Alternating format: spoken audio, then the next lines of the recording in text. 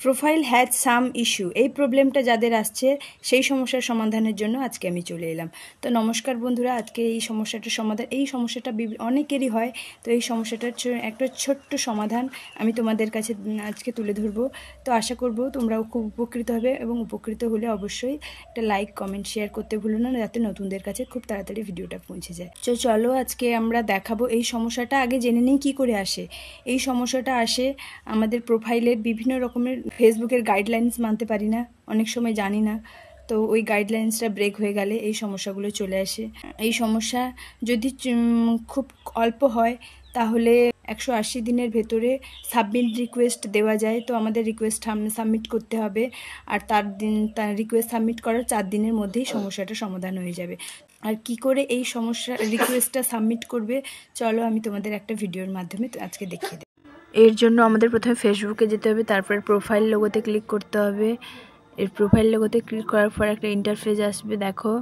এবার সি ড্যাশবোর্ডে ক্লিক করতে হবে, তারপরে এখানে সি অল আছে, সি অলে ক্লিক করে দেখো এরকম একটা আমার নিচে দেখো প্রোফাইল হ্যাজ সাম ইস্যু লেখা আছে, তো ওর উপরে ক্লিক করতে হবে। প্রোফাইল হ্যাজ সাম ইস্যুর উপর ক্লিক করার পর একটা ইন্টারফেস গেট স্টার্ট করবে। দেখো আমার ওয়ার্নিংটা রিমুভ করার জন্য করছি।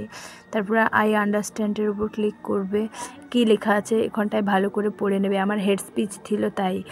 তো আবার আই আন্ডারস্ট্যান্ডে আবার ক্লিক করবে,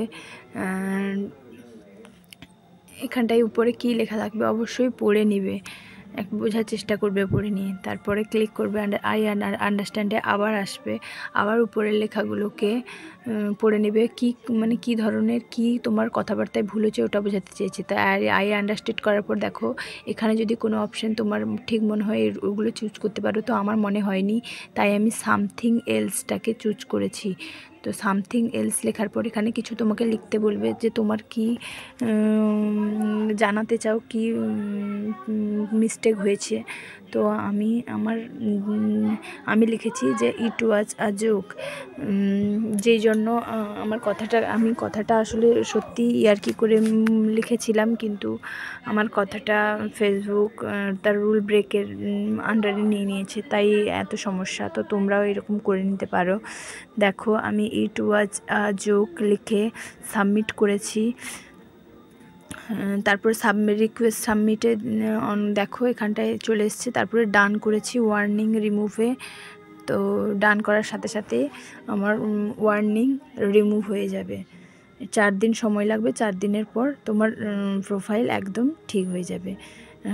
আর যতক্ষণ প্রোফাইলে সবুজ টিক চিহ্নটা দেখতে পাবে ততক্ষণ মনে করবে যে তোমার প্রোফাইল সুরক্ষিত, একদম কোনো সমস্যা নেই।